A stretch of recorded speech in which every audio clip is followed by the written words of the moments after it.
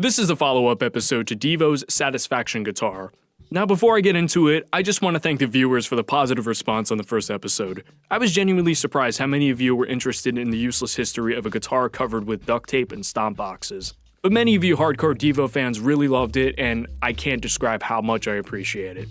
Now, if you haven't seen the first episode yet, the link is in the description. But if you're lazy and you just want the info now because you people have ADHD, like I do, here's a quick recap.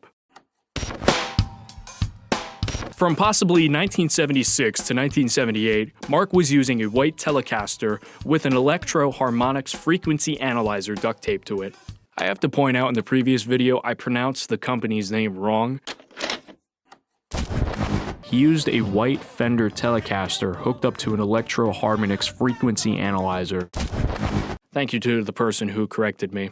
In 1978, Mark was using a Hagstrom 1 from Bob 2 with first an orange then a green overdrive pedal, both by Ibanez, with a frog ring modulator and with what I thought was an unknown DIY pedal. Later on in 1978, Mark briefly used a Firebird guitar with an Ibanez overdrive 2 and a frog ring modulator. From 1978 to possibly 1982, Mark used another white Telecaster with a black pickguard, an Ibanez overdrive 2, a frog ring modulator, and possibly an unknown DIY pedal. Now I said possibly up to 1982 because there was a rare performance of Satisfaction during the Oh No It's DEVO tour. No videos or photos of this performance of the song has been found, yet. From 1988 to 1991, Mark used a Gibson L6S with a Boss DS1 and eventually a DS2 and a frequency analyzer.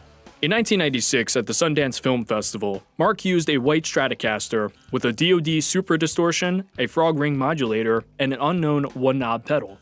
Later on in 1996, up to the present time, Mark has been using a left-handed black Stratocaster with first a Boss DS2, then a DS1, a frog ring modulator, and then briefly the frequency analyzer. There was also a minute in 2003 at a Japan performance that Mark used an all-black Stratocaster with a Boss DS1. Whew, that was a mouthful. Now, I've discovered some new information through videos and pictures about the Satisfaction guitars over the years. Let's get into it.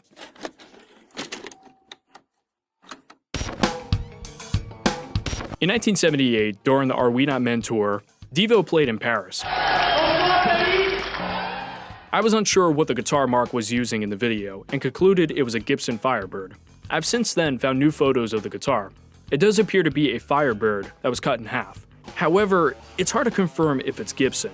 The guitar company Ibanez made their own version of the Firebird, so it's possible Mark was using an Ibanez Firebird. That, and DEVO's guitarist Bob 1 would go on to use an Ibanez Iceman, as well as the custom Cloud guitar.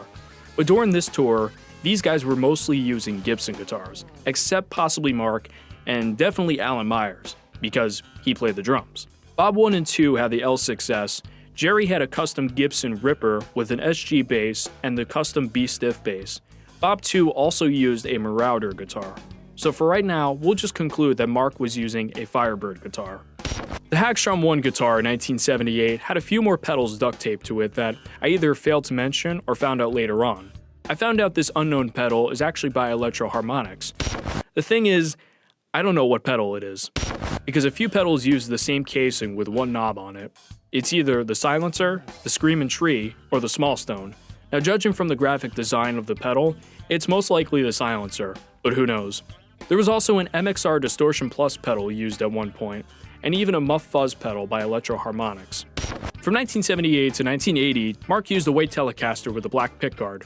The info I gathered was that he had a green Ibanez Overdrive 2, a frog ring modulator, and eventually an unknown DIY pedal during the Freedom of Choice tour. The new info that I've gathered was somewhere between 1978 and 1979, Mark had the frequency analyzer duct taped to it, very similar to the first Telecaster. Someone also commented on the previous video that the unknown pedal could possibly be a wireless transmitter for the guitar. In 1980, during the Freedom of Choice tour, DEVO played in Japan. While in Japan, Mark used an Ibanez Roadstar 2 guitar with the Ibanez Overdrive 2 and the unknown DIY pedal.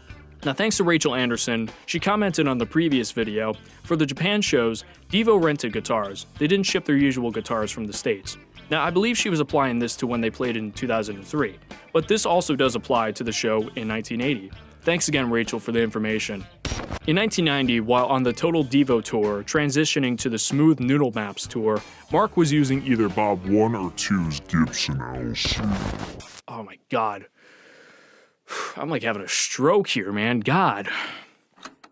Mark was using either Bob 1 or 2's Gibson L6S. Now, I mentioned he had the Boss DS1 duct tape to it, and eventually the DS2, and at one point the frequency analyzer. Now, this is not exactly confirmed, but I do believe the frog ring modulator was used at some time during the Smooth Noodle Maps tour. It looked as if it were duct taped next to the DS2 on the horn of the guitar. Again, I can be wrong, but that's what it looks like. In 2019, DEVO played at Desert Days. Again, they played Satisfaction because that's expected from them. A year prior, at Burger Boogaloo, Mark had the frequency analyzer taped at the bottom of the guitar. At Desert Days, they actually brought back the frog ring modulator, but it seems as though they're taping the pedals again. When Mark started using this left-handed Stratocaster, the crew would duct tape the pedals. Eventually, they started Velcroing the pedals onto it. On the back end, and I put a distortion pedal on the front end. So when you kick in the distortion pedal, you plays. And then these are just loose. I've had the pleasure to build this guitar for 15 years, so it's the only one. I guess to give it a cleaner look, or it might have just been easier. Either that, or they wanted to stop using tape because it would leave behind a sticky residue.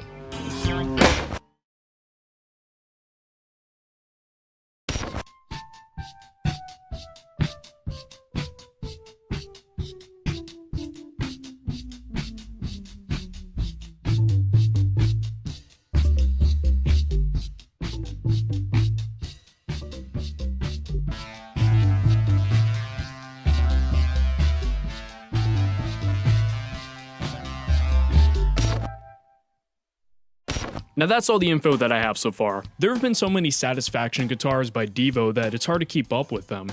There might even be more of these guitars that I don't know about.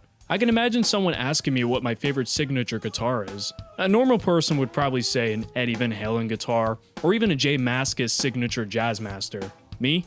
It's the Satisfaction guitar. Why? Dude, it's covered with duct tape and stomp boxes, especially duct tape. That shit fixes everything.